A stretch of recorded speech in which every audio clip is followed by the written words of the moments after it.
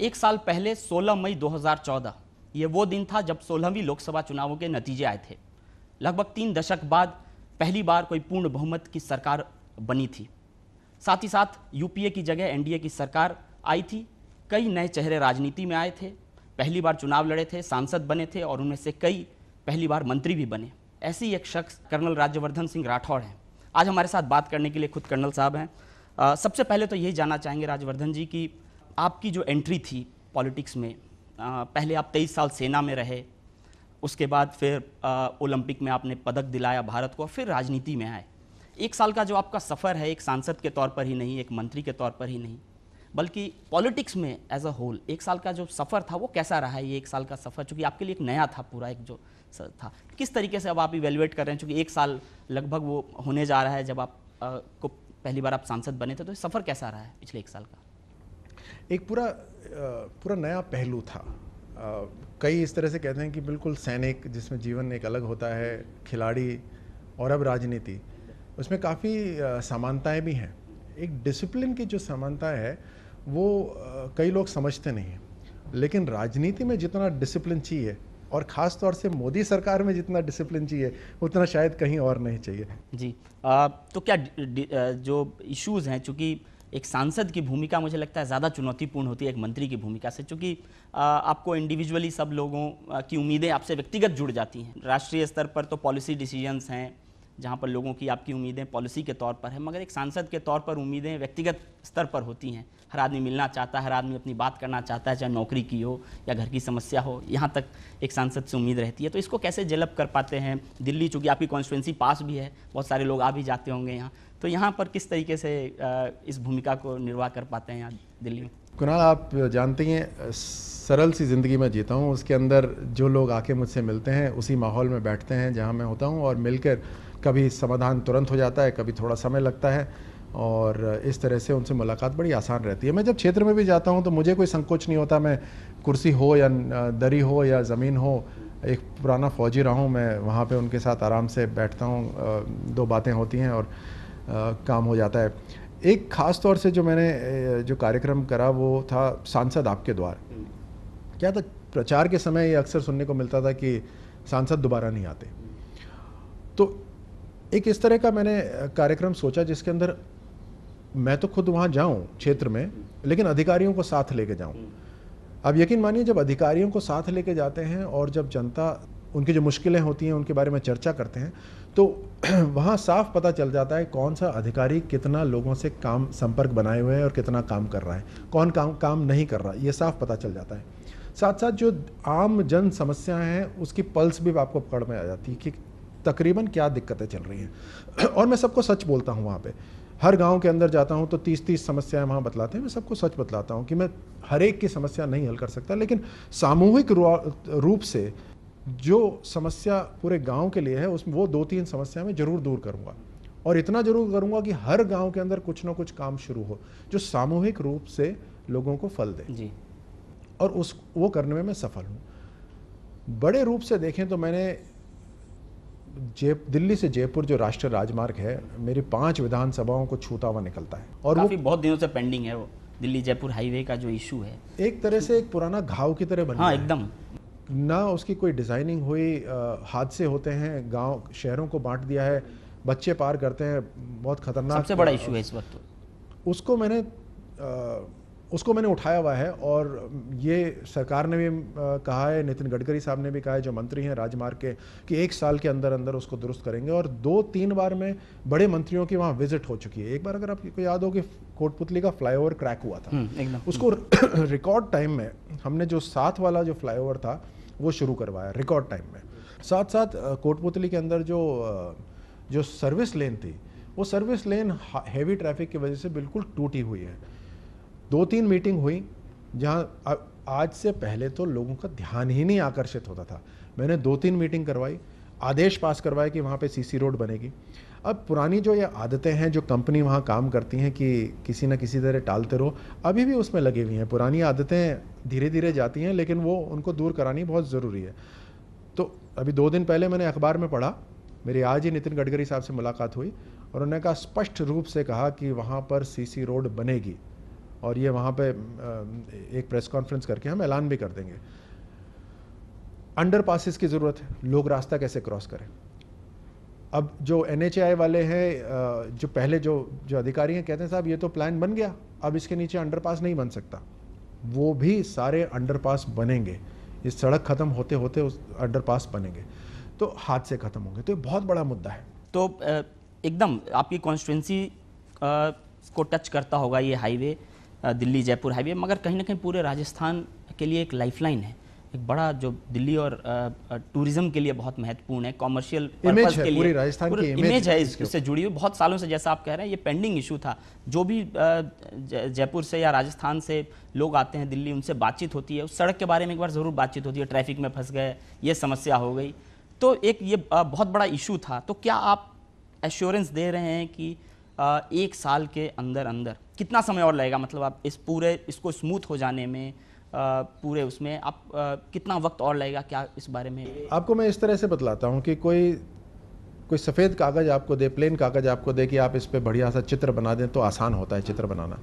अगर वो कोई इस पर पेंसिल से पूरा घिच पिच करके दे दे कि अब इस पर चित्र बनाओ, तो उतना मुश्किल हो जाता है। ये उसी तरह से है, लेकिन फिर भी हम इरादा लेके चल रहे हैं कि 1 साल के अंदर अंदर इस राष्ट्रमार्ग को ठीक करेंगे, लेकिन इस पर काम जारी रहेगा और इसको एक वर्ल्ड क्लास हाईवे बनाना है, और एक ऐसा हाईवे जिसके अंदर सिर्फ जो यातायात जो चल रहा है सिर्फ उसके लिए नहीं, जो उसके अगल बगल जो गांव बसे हुए हैं उनके लिए भी ये फ़ायदेमंद हो, उसके लिए अंडरपास वगैरह ज़रूरत है। सड़कों की जब बात करी तो पूरे जयपुर ग्रामीण के अंदर करीब 350 किलोमीटर सड़क का काम शुरू हो गया है। तो न केवल राष्ट्रीय राजमार्ग बट और भी जो सड़कें हैं उनके ऊपर भी काम शुरू हो गया है। रेल का काम बहुत करवाया है। एक फुलेरा करके एक शहर है जहाँ पर पहले मीटर गेज पे था, पूरा शहर उस पर बसा हुआ था, रोजगार उस पर उत्पन्न होता था। ब्रॉड गेज जब से आई तो वहाँ ट्रेनें रुकनी बंद हो गई, बहुत कम हो गई, रोजगार ख़त्म हो गया। तो और ये काम भी कई सालों से पेंडिंग था, किसी ने कुछ करा नहीं था।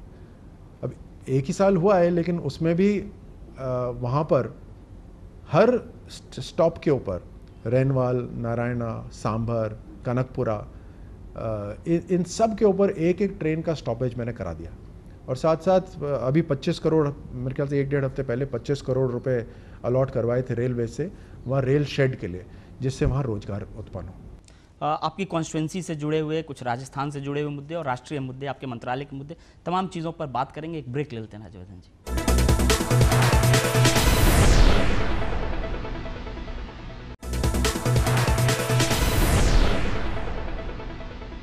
ब्रेक के बाद फिर से आपका स्वागत है खास मुलाकात में। आज हमारे साथ केंद्रीय राज्य मंत्री कर्नल राज्यवर्धन सिंह राठौड़ हैं। आपसे बातचीत हो रही थी राज्यवर्धन जी तमाम मुद्दों पर।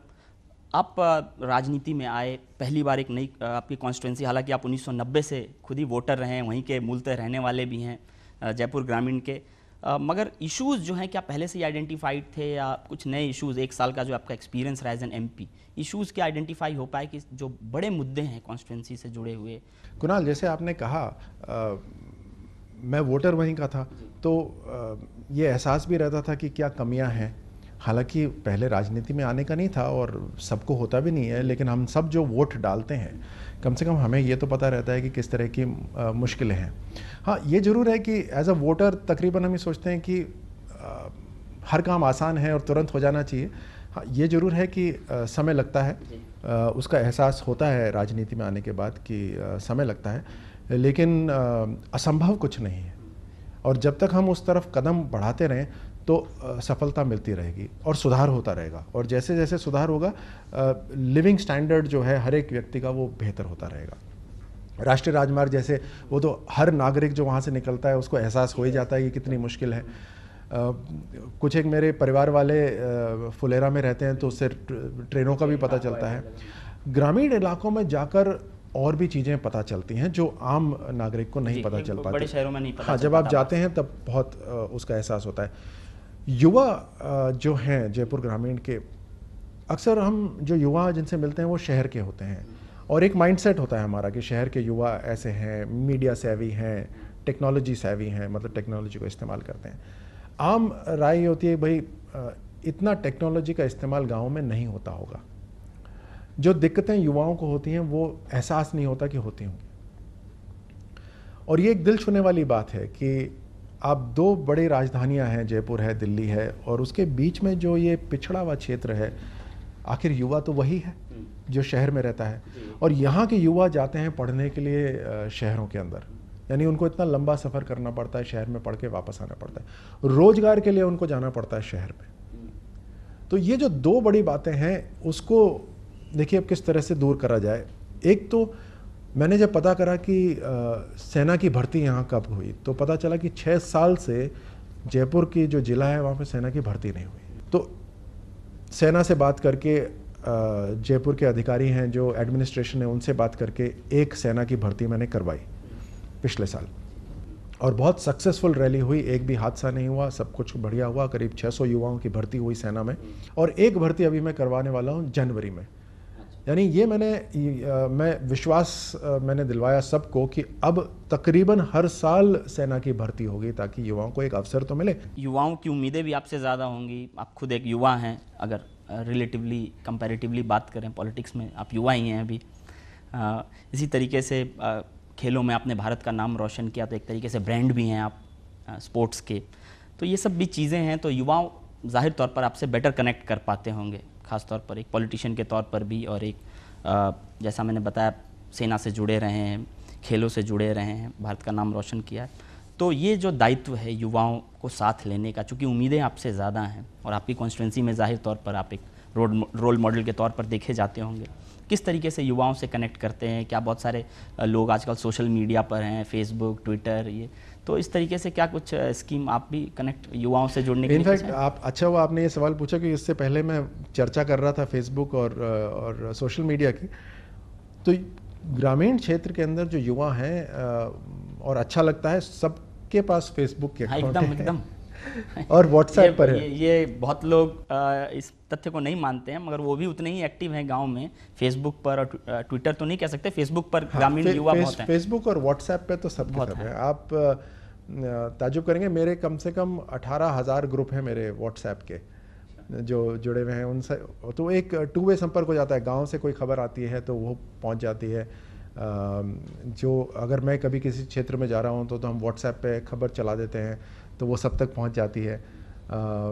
और युवा अक्सर तुरंत आके मुझसे मिलते हैं, उनका एक अलग लगाव रहता है मेरे से, और हमेशा आकर कुछ ना कुछ खेल के स्टेडियम की या व्यायामशाला या कुछ ना कुछ ग्राउंड की ज़रूर बात करते हैं। तो बहुत अच्छा लगता है और उनसे संपर्क बहुत अच्छा है। हाँ, एक और सवाल जानना चाहेंगे, वो आदर्श ग्राम योजना का क्या हुआ? चूँकि प्रधानमंत्री का एक फ्लैगशिप योजना थी, कई लोगों ने बहुत सीरियसली लिया, कुछ लोगों ने उतना शायद नहीं लिया। आपके यहाँ अगर जान पाऊँ कि क्या वो स्थिति है आपके उस धानक्या करके एक गांव है झोटवाड़ा के अंदर, जिसको हमने सांसद आदर्श ग्राम योजना में शामिल करा। उसकी योजना पूरी बन रही है, बड़ी सड़कों से उसको हर गांव और कस्बे से और शहर से जोड़ा जाएगा। साथ साथ सूर्य ऊर्जा का बंदोबस्त करा जाएगा, ताकि कंप्यूटर्स का स्कूल के अंदर बंदोबस्त करा जाएगा। जो सड़कें हैं गांव के अंदर, वो उनको और सुधारा जाएगा। सड़कों के साथ में जो आमतौर पर मिट्टी रहती है उसको पक्का पेमेंट करा जाएगा। गांव के बीच में एक ऐसा कुंड सा बन गया है जहाँ पूरा पानी इकट्ठा हो जाता है।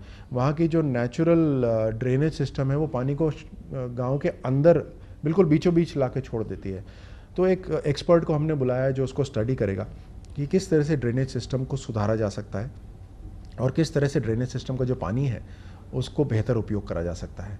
तो ये सब शामिल करके उस योजना को जब पूरी तैयार हो जाएगी तो गांव वालों के साथ मिलकर, एडमिनिस्ट्रेशन के साथ मिलकर उसको जो टाइमलाइन दी हुई है प्रधानमंत्री जी ने, उससे पहले वो गांव बिल्कुल तैयार हो जाएगा और अपने आप में एक उदाहरण, एक मॉडल टाउन, मॉडल गांव बनेगा। बाकी जो फ्लैगशिप योजनाएं प्रधानमंत्री की तरफ से लॉन्च की गई, उस बारे में कुछ फीडबैक आपने लिया अपने कॉन्स्टिट्यूंसी से? चाहे वो जो बैंक अकाउंट्स खुलवाने के जनधन योजना थी और इस तरह की जो कई योजनाएं प्रधानमंत्री ने हाल में जारी की है, सोशल स्कीम्स खासतौर पर रूरल एरियाज़ के लिए, पूरे एरियाज़ के, क्या फीडबैक आया है आपकी कॉन्स्टिट्यूंसी? बहुत पॉजिटिव फीडबैक आया है। उसके अंदर जो सुकन्या समृद्धि योजना है वो बहुत तेज़ी से आगे बढ़ रही है और बहुत अच्छी स्कीम है। 14 साल से जो छोटी लड़कियां हैं उनके लिए अकाउंट खुलता है। 9.2% मेरे ख्याल से सबसे ज़्यादा इंटरेस्ट उसके ऊपर मिलता है और जब वो 18 साल की या 21 साल की होती हैं तो बहुत बड़ी रकम मिलती है उसके अंदर। इस साथ साथ जो जीवन सुरक्षा बीमा योजना है उसके अंदर बहुत लोग अकाउंट खोल रहे हैं अपना, और 12 रुपए साल के उसके अंदर आपको 2 लाख की बीमा मिलती है, एक्सीडेंटल कवरेज।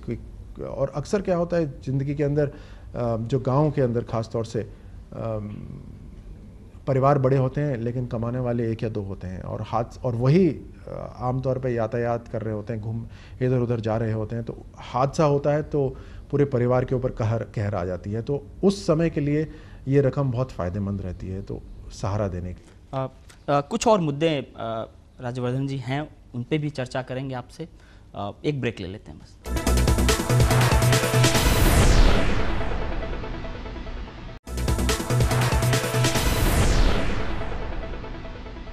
ब्रेक के बाद आपका स्वागत है। आज खास मुलाकात में हमारे साथ कर्नल राज्यवर्धन सिंह राठौड़ जी हैं। तमाम मुद्दों पर चर्चा हो रही थी कि किस तरीके से आपका सफ़र 1 साल का रहा है, ये राजनीति का, सांसद के तौर पर, केंद्रीय मंत्री के तौर पर। मुद्दे, चूँकि आप जयपुर ग्रामीण की नुमाइंदगी करते हैं संसद में, एक बड़ा मुद्दा जो इस सरकार के सामने रहा है वो किसानों का मुद्दा रहा है। चूँकि आपकी कॉन्स्टिट्यूंसी में बड़ी संख्या में एक ग्रामीण कॉन्स्टिट्यूंसी है आपकी, इस मुद्दे को लेकर बहुत तरह के परसेप्शन बना इस गवर्नमेंट के बारे में कि किसान विरोधी है, तमाम तरह के विरोध प्रदर्शन हुए किसानों को लेकर। आपको क्या लगता है इस मुद्दे पर, किस तरह का आप चीज़ों को लेकर लोगों के बीच जा नहीं पाए कि जो लैंड एक्विजिशन बिल आप ला रहे हैं, भूमि अधिग्रहण, ये सही तरीके से लोगों तक नहीं जा पा रहा है, या क्या इशू है आपको लग रहा है इस मुद्दे के ऊपर, किसानों का जो इशू है इस पर? देखिए, ये अपने आप में काफ़ी बड़ा चर्चा का विषय हो सकता है, हमें समय भी ज़्यादा चाहिए, लेकिन मैं संक्षिप्त में बताने की कोशिश करता हूँ। देखिए, एक तो है मेरे लोकसभा क्षेत्र से जुड़ा हुआ जो किसान है, दूसरा है पूरे देश के अंदर जो किसान है। तो जो आपने लैंड एक्विजिशन की बात करी, वो आमतौर से पूरे देश के लिए, मगर आपके कॉन्स्टिट्यूंसी में काफ़ी इफेक्ट करेगा, चूँकि पूरे कॉरिडोर से सटा हुआ एरिया है। जब से भारत आज़ाद हुआ, सबको ऐसा लगता है कि लैंड एक्विजिशन है तो बस उन्हीं की ज़मीन जा रही है और सबकी ज़मीन जा रही है। ऐसा परसेप्शन अपोजिशन ने बनाने की कोशिश करी। जब से भारत आज़ाद हुआ है, सिर्फ 0.75% ज़मीन अभी तक अक्वायर हुई है, तब से, जब से आज़ाद हुआ है तब से। और पिछले 120 सालों से जो कानून बना हुआ था, उसमें लोगों की ज़मीन ली भी जाती थी और उनको कुछ मिलता भी नहीं था। उसके बाद जो यूपीए सरकार थी, उन्होंने एक कानून बनाया, लेकिन उस कानून के अंदर उन्होंने जो बहुत ही महत्वपूर्ण जो चीज़ें होती हैं, जो किसान के लिए बहुत महत्वपूर्ण होती हैं, इंफ्रास्ट्रक्चर, सड़क,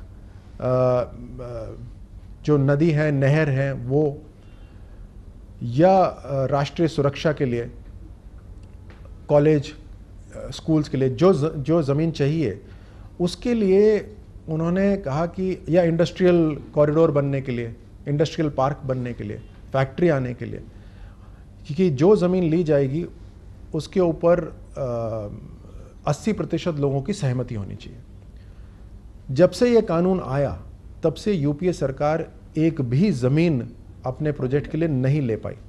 एक और चीज़ जो बार बार आती है, विकास में एक बहुत बड़ा रोड़ा आता है सामंजस्य की कमी, केंद्र सरकार और राज्य सरकार।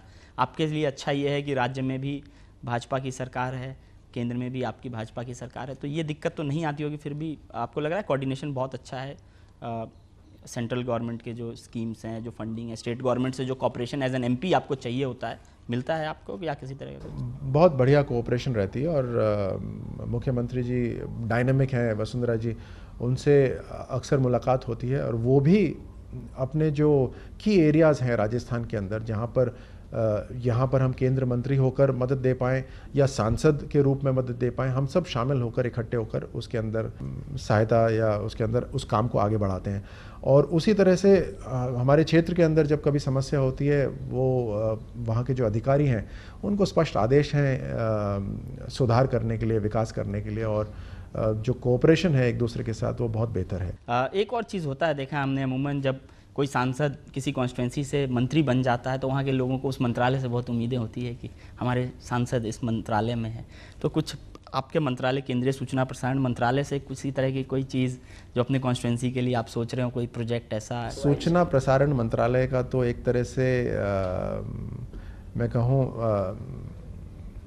भागीदारी हर मंत्रालय के साथ होती है। हाँ एकदम। तो हमारा जो जो जो कोऑपरेशन का जो एरिया है वो हर मंत्रालय में है, तो संपर्क उनसे हमेशा रहता है। तो हर तरह का काम वहाँ पे जो कर, अब जैसे पानी की बात करें, 3 नदियाँ हैं वहाँ पर, वो तीनों नदियाँ सूखी पड़ी हैं, कई सालों से सूखी पड़ी है। एक बहुत बड़ी झील है वहाँ पे रामगढ़, वो 1982 एशियन गेम्स हुए थे उसके अंदर, वो बिल्कुल सूखी पड़ी है।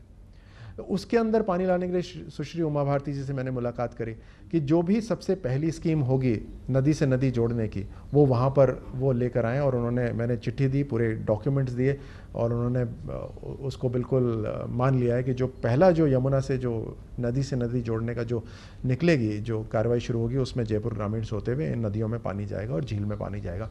इस तरह से हर मंत्रालय के साथ हमारा अच्छा रहता है। लेकिन खास तौर से क्योंकि आप मेरे प्रचार करने के लिए सबको आपकी ज़रूरत है, उसका फ़ायदा उठा लेते हैं आप। सही फ़ायदा उठाते हैं सही फ़ायदा उठा लेते हैं और लोगों के लिए फ़ायदा उठाते हैं लोगों के लिए। और क्योंकि आपने मेरे मंत्रालय की खास बात करी, तो मैं अब इस कोशिश में हूँ कि कोटपुतली के अंदर मैं एक FM की टावर वहाँ पे लगाऊँ। और भी राजस्थान के अंदर जो दूरदर्शन केंद्र है उसको सुधार करा जा रहा है, अपग्रेड करा जा रहा है। और उदयपुर के अंदर एक टेलीविज़न का या रेडियो का, जिस तरह से मतलब हर तरह से समय में कुछ सौगात राजस्थान को सूचना प्रसारण मंत्रालय की तरफ से। सौगात शब्द तो नहीं मैं इस्तेमाल करूंगा, लेकिन मेरे ख्याल से राजस्थान का हक है और उनको मिलना भी चाहिए। एक अंतिम सवाल पूछना चाहूँगा, बड़ा विचित्र सवाल है, खुद आदमी अपने आप को रेट करना बड़ा मुश्किल होता है, फिर भी एक जानना चाहेंगे कि अगर मौका आपको दिया जाए, चूँकि आप आर्मी में रहे हैं, बहुत अच्छे तरीके से जज कर सकते हैं, एक सांसद के तौर पर एक साल का जो आपका सफ़र रहा है, उसको अगर रैंक 1 से 10 के बीच में करने का मौका मिले, ठीक है। आप मेरे ख्याल से आपको भी पूरा यकीन है कि मैं रेट तो करूँगा नहीं खुद को, सही भी नहीं होता, लेकिन इतना है कि हर जगह मैंने अपना एक स्तर बना के रखा था, खेलों में भी, फौज में भी, और यहाँ पे भी अगर मैं आया हूँ तो किसी एक भावना के साथ आया हूँ, एक इच्छा और एक इरादे के साथ आया हूँ, और उसके अंदर काफ़ी संतुष्टि भी है। देखिए, टीम अपनी तैयार करना, एक तो तुरंत भी बनाई जा सकती है और उसमें गलत टीम भी बन सकती है, एक धीरे धीरे। मेरे ख्याल से अभी जितना भी मैंने काम करा, अगर भगवान का आशीर्वाद रहा तो इससे बेहतर ही होगा और आगे। और मुझे काफ़ी हद तक संतुष्टि है कि इस 1 साल में, जबकि सारी चीज़ें मेरे लिए नई थी, उसके बावजूद भी मेरे लोकसभा क्षेत्र में जो कार्यकर्ता थे उनका समर्थन बहुत बढ़िया मिला, और मेरी तरफ से भी उनके लिए पूरे हर दरवाजे खुले रहते हैं। और यहाँ से अब हम सुधार ही करेंगे, काफ़ी काम भी हुए, जैसे अभी आपने सुना, और सुधार होंगे, तजुर्बा भी मिला, फिर उस एक्सपीरियंस पे बिल्डअप होगा। जयपुर ग्रामीण को सरलता रहनी चाहिए गांव की, और अवसर वहाँ होने चाहिए शहरों के, ऐसा करके दिखाना है वहाँ। तो कर्नल राज्यवर्धन सिंह राठौड़ जी, 1 साल का आपका सफ़र रहा, अभी 4 साल और आपके सामने है। उम्मीद करेंगे कि जिस तरीके से 1 साल में आपने काम किए हैं, ज़ाहिर तौर पर अगले आने वाले जो 4 साल हैं उसमें काम ये और बेटर होगा, और चीज़ें आप अपने क्षेत्र के लिए, राजस्थान के लिए, देश के लिए कर पाएंगे। ईटीवी से आपने समय निकाला बात करने के लिए, बहुत बहुत धन्यवाद।